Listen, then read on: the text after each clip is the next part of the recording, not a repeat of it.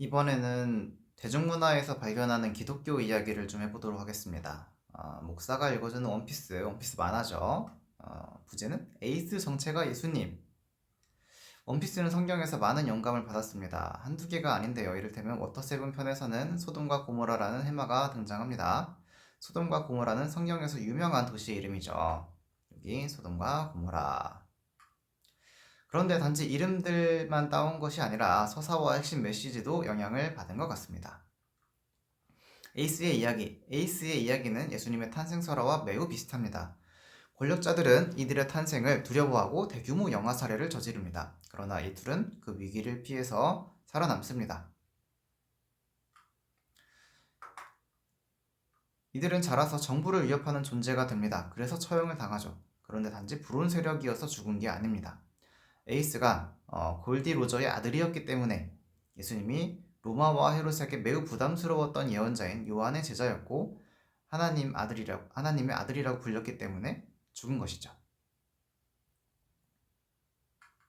그러니까 에이스가 죽었을 때 독자들은 깜짝 놀랐지만 작가에게는 에이스는 처음부터 죽을 것으로 계획해둔 캐릭터였던 겁니다. 그래서 에이스가 이렇게 하면 살 수 있었다. 한 명 구하자고 정상 결전을 하냐 이렇게 답답하게 하셔도 소용이 없습니다. 등에다가 이미 십자가 문신을 해놓았는데 이 에이스란 캐릭터는 제가 보기에는 죽기 위해서 만들어진 캐릭터입니다.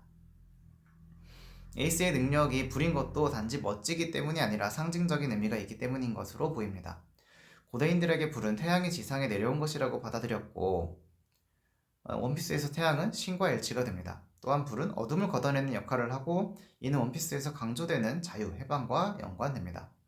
마지막으로 불은 번진다는 특성이 있는데 이는 성경과 원피스에서 의지의 계승을 나타냅니다. 그 녀석의 의지는 우리가 반드시 이어나간다 라는 거죠. 여기는 그 에이스를 기리는 주모비입니다. 그러면서 이렇게 이야기를 하는 사람이 나오죠. 로저의 뜻을 잇는 자들이 있는 것처럼 언젠가 에이스의 뜻을 잇는 자도 나타난다. 혈연을 끌어놓는다 해도 그 녀석들의 불꽃이 사라질 일은 없지. 그러니까 혈연을 넘어서는 의지의 전달이 있는 겁니다.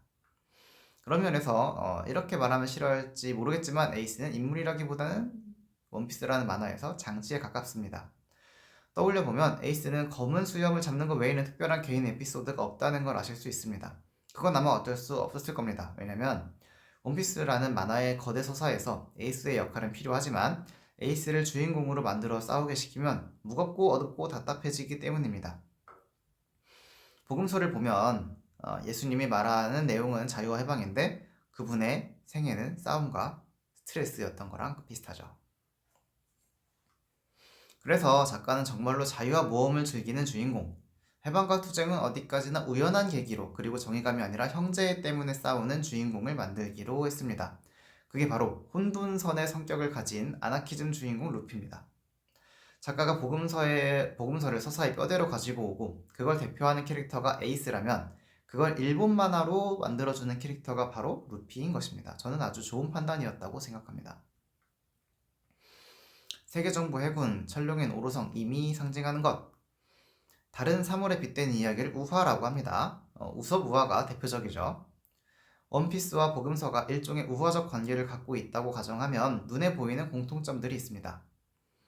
에이스가 예수님에 대응한다는 것을 전제하면 세계정부는 로마 제국, 해군은 로마군, 천룡이는 로마 귀족, 오로성은 원로원, 임은 황제 혹은 신, 로마는 제국 시기 황제 숭배라는 종교 정책을 채택했거든요. 그것을 가리킨다는 게 된다는 것이 따라 나옵니다. 뿐만 아니라 이미 I am이라면 성서에 하나님의 이름과 연관이 있기에 이 가설이 더 뒷받침될 겁니다. I am who I am. 나는 스스로 있는 자다. 나는 나다. 이런 말씀을 자기 이름으로 말씀하시죠. 이 해군이 로마군인 것이고 이 천룡인들이 로마의 귀족인 것이죠. 둘 다 노예를 소유하고 굉장히 방탕한 생활을 합니다.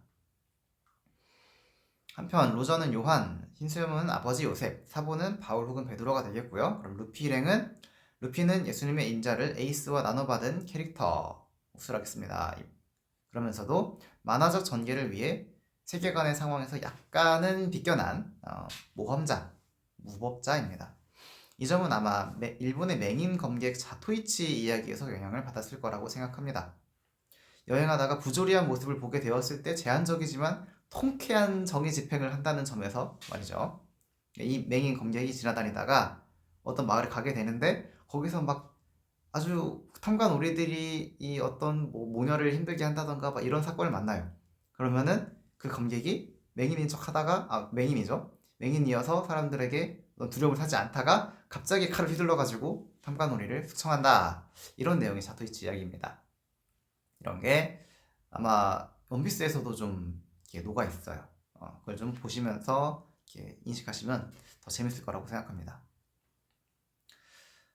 하지만 원피스의 경우에 여행 경로에 마리조아와 리버스 마운틴이 있고 또 이게 세계관의 큰 변화를 가지고 오게 될 겁니다.